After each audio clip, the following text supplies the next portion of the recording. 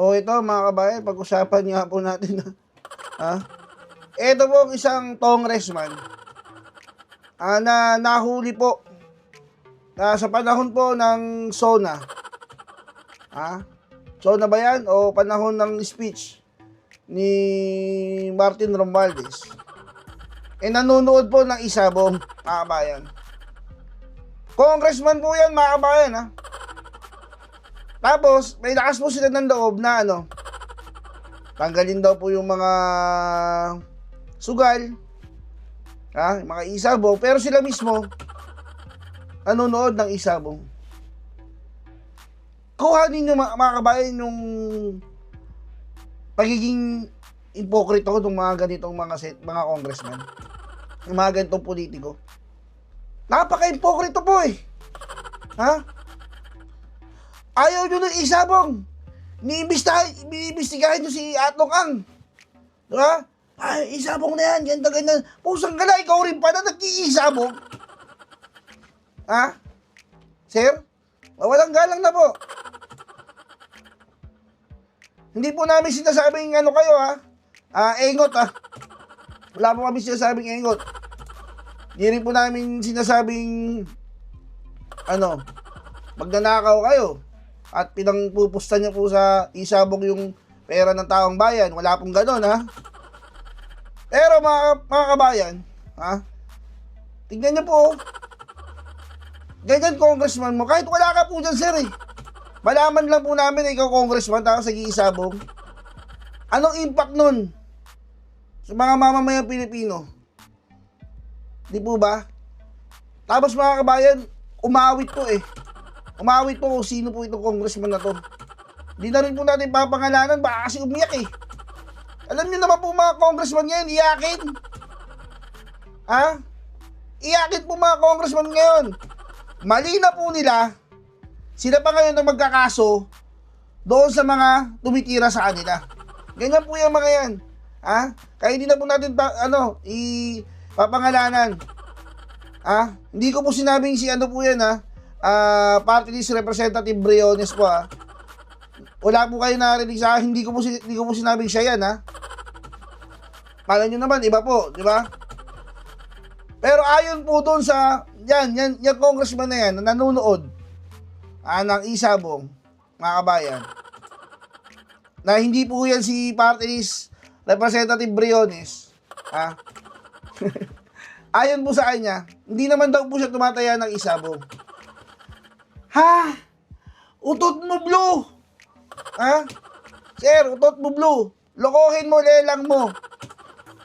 Wag po kami, sir. The moment na nanonood ka niyan, basta,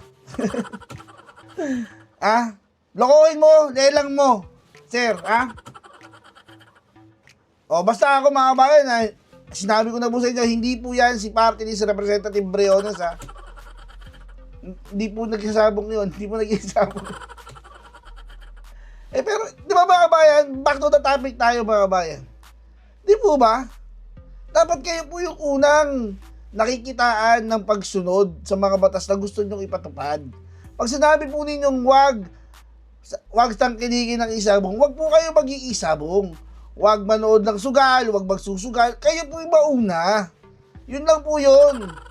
At marunong po kayong tumanggap ng sita ng mga kababayan natin. Kasi na maghahalataan po kayo Sige na, magagalit kayo sa vlogger. Di ba?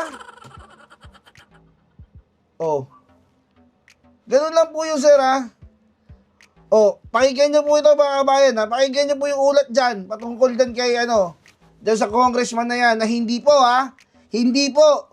si party list representative Briones. Sir Jen, pasok po.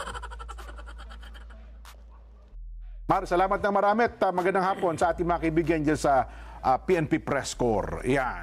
Yan po si Mar Gabriel, ang ating reporter na nakatutok po sa Campo Crame. Meron naman daw na nanghihinayang, bakit daw parang hindi napansin o hindi pinansin, hindi binanggit ang problema natin sa online gambling. ng Pangulong Bongbong sa kanyang SONA kahapon. Kasi last year, Pogo. Pogo ang napagtuunan ng pansin eh. Oo. Ngayon ay marami ang nagsasabi na mukhang marami nang nalululong sa online gambling. Oho. Kahit sana yung panukala ng mga e-wallet, Ayan. alisin yung connection nila doon. O yung itanggal sa menu, no? Oo, yun man lang sana, di ba? Pero ayun ba'y kailangan pang banggitin sa SONA? Ako naman siguro baka naman isang tawag lang yan sa ano ba? Bisa na may hawak niyan, PAGCOR, PCSO, mga ahensya ng ating pamahalaan. Baka naman pwede sa Bangko Sentral ng Pilipinas, di ba? Kasi kung ako si Pangulong Bongbong, baka naman maging kalalabisan pa kung yung bagay na yan, banggitin ko pa sa SONA, Nelson? Sa bagay. Palagay mo. Pero, Di ba? habang Oo. nagsosona ang Pangulo dyan, Nakita ko rin yung picture na, sino kaya yung congressman na yan, ano? may nakuha ng Congressman ba yan? Baka Congressman. ganon? Oo. Baka naman ka ako napagkamalan mukhang congressman. Kasi kahapon, Nelson, nung tayo nagpo-programa, Mukha rin tayo congressman. napagkamalan din tayo mga congressman sa senador sa Bagay, forma oh. natin eh. Tsaka baka kung sino lang ito. Oo. Kasi nakatalikod. Yun na nga Kasi eh. ikwento muna natin sa mga hindi naman nagtitingin ng social media. Oo. Nakuhanan po kasi ng isang pahayagan. Pwede natin ipakita yan? Pwede. Pwede Oo, naman siguro Ano na. man ito eh, yung public discussion dyan eh. Oo. No copyright infringement intent, ha? Oo. Ayun yun, nanonood ng online sabong. Online sabong pala Habang yun. nagsosona ang Pangulo, Oo.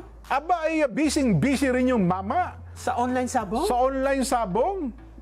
Kasi unang tingin dyan, sabi, i-close up ko pa nga Pagka sinum in mo, Sabi ko parang, noong una kasi walang nakalagay na online sabong. Oo. Yung nakita ko, walang description eh. Basta may Yes. nahuli daw na nanonood. Oo. So, sinum-in ko, baka ano kaya pinapanood dito? Baka saga ng mama mo yun.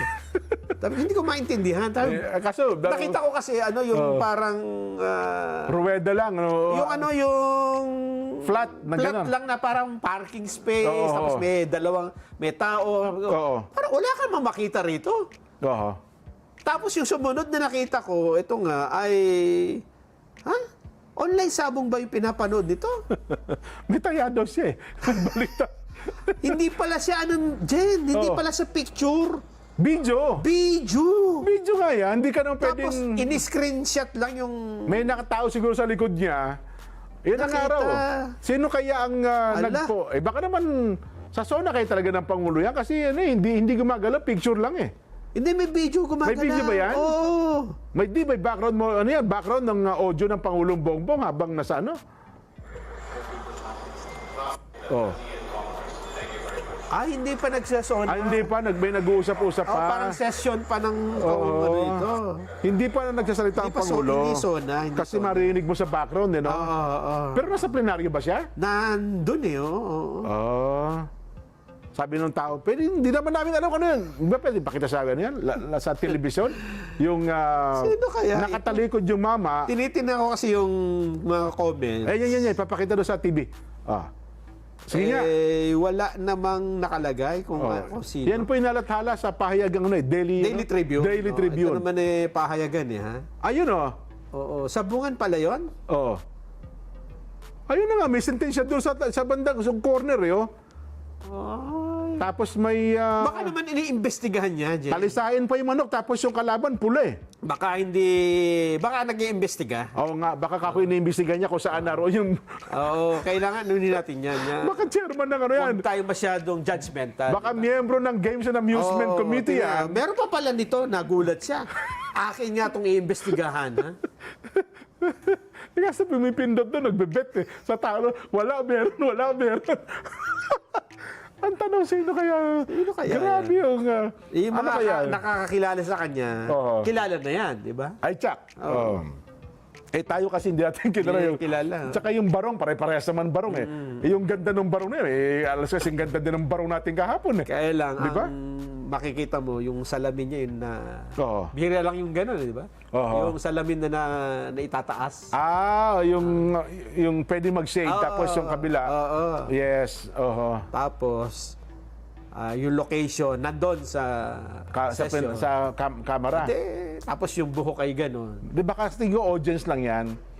Kasi siguro ay security, kaya gwardiya ng isang congressman, nagpapatay oras siguro kasi wala naman sa kinalaman sa session, Ang Nelson. problema dyan, nakalagay dito eh. Oo. A congressman was caught on camera watching Isabong on his phone Ayun. in the middle of the casting of votes for the next House Speaker. Botohan pa lang ito sa speakership. So open pa that time ata, pwede pa pumasok ang mga cameraman no? Oo, tama. Kasi nung Mga photographer. nag-adjourn, Oo. di ba, umaga pa lang yan eh. Tanghali, bawal na pumasok ang mga cameraman, RTBM na. So, official photographer ng yan, Daily Tribune. Oo. Diba? Tsak, kung sino mga official photographer, meron niyang frontal. Tsak yan, hindi niya kukunan yan puro patalikod lang. Siyempre. Di ba? Nakita mo na, di ba? Oo. Tsaka kilala na nila yan. Yan. Oo. Ano lang sila, ano ba tawag doon? Parang gentleman enough na hindi mo na i-identify kasi baka naman... Di ako siguro, baka yan ay magiging miyembro ng Games and Amusement Committee ng Kongreso. Inaalam niya, magiging iimbestigahan ko ito. Ito online sabong. Akala ko pinahinto na ito. Sabi niya ganun Sabi niya siguro, teka, boboto ako ng House Speaker. Pero titingnan ko muna rito kung kung wala o meron. Kasi ngayon, sa online sabong, Nelson, kung wala kang link na ikaw ay padadala ng agent, hindi na sa kagaya dati. Hindi siya accessible. Hindi na accessible ang Kasi online. nga bawal. Yes, bawal na ngayon yan. So, ibig sabihin, kung nakapanood ka nito, Bibigyan ka ng link ng agent. May connection ka dun sa... Yes, ganun yun. Halimbawa, ako yung agent. Gusto kong ipadadala kita ng link. Tapos kasi ang agent, kada taya mo ata, di ko alam kung ano operation yan, may percentage ako dyan eh. Para sa 100 piso, may piso ko, mga ganun. Di ko, basta ganun ata ang operation Kasi nila. hindi siya makapaghintay, no? Na lumabas muna ng... Hindi kasi, baka may manok sa Magtatalpak. Talpakan na to, talpakan na. Bilisin niyo yung butukan dyan? Yan. Ang laki ng mawawala sa akin dito. Napagtatalunan niya ako rito eh. Taga saan kaya? Taga norte kaya yung niyan? Taga norte kaya o taga saan kaya? Maya lang, lalabas pa nga nito. Ako yung nangangamba, baka mawalan tayo ng missing cameraman eh. Walang cameraman. Ay, nako. So, ayun po. Siguro kung hindi man nabanggit ng Pangulong Bongbong ang may kinalaman po sa online gambling na ito, ako sa tingin ko mukhang hindi na kailangan kasi mukhang massive na ang campaign ng gobyerno na may pahinto. Pati mga online influencers ngayon, vloggers, influencers, meron nga isang kilala yung tag ito, isang vlog. Sino yung vlogger yun na natalo daw sa casino na 69 million na son? Oo. Malaking yan, ha? Usapan din ngayon yan. Oo, na ito ay talagang ang daming followers. Pero ngayon daw, naghihirap. Nagpaliwanag pa siya dyan eh. Ayun, yes. So, narinig Ang mo paliwanag pala, niya, hindi. Ang tinaya ko lang dyan, 400,000. Ba? Tapos nanalo daw siya ng 6 million. Ba? Nainganyo siya, bumalik daw siya kinabukasan. Taya na naman siya. Nanalo na naman. Taya na naman. Nako. Hanggang sa umabot ng... So, na isip niya, parang ito na... Parang na-addict. Hindi ko na pala kailangan mag-vlog, mag-edit. Natalo nga siya yung 50 hanggang 60 million. Yung pinakahuli daw, 69, tapos kung saan. Yun na po. Kaya ngayon, ay mukhang isinusumpa na yan. Huwag sana dumating sa buhay niyo yan. Huwag yung pasukan yan. Sayang ako, nanghihinayang ko sa mga... Kasi itong vlog, tsaka yung mga influencers, ano lang ito, Nelson, ako naniniwala, fad lang ito eh. Kung meron mang in demand ngayon, darating ang pagkakataon na bababa rin. Ngayon, kung kayo po ay kumikita ngayon sa mga panahong ito, ay ingatan nyo na po yung pera ninyo. Kasi kung masasayat, mawala yan. Oo, hindi regular na trabaho yan. Yes. Di ba, napag-isip-isip ni Mark Zuckerberg, o kaya nung may-ari ng YouTube na, ba't ba ako nagbabayad sa mga ito? Tigil ko na nga itong mga ito. Di ba? Wala na kayong hanap buhay. Wala na kayong platform. Di ba? Yan po. Ngayon, kung kumikita kayo, malaki ang pera, nako, ipunin nyo na po ng husto, tsak na tsak. gawa na kayong legit na negosyo. Yan. Pero marami ngayong iba, meron ng sinamahan na rin ng legit na business. Ano? Anyway, mamaya po, wala tayong box ngayon. Ano? Bukas, meron tayo. Naghanda tayo ng ilan mga mapag-uusapan. Marami pa itong pag-uusapan eh. Itong Nelson, para daw patunayan ni Senate President Chis Escudero na laban siya. Dito sa mga kontraktor na ito, maghahain siya personal ng isang panukalang batas na makatutulong para mahinto na itong mga kontraktor, supplier, mga kamag-anak ng opisyal ng pamahalaan.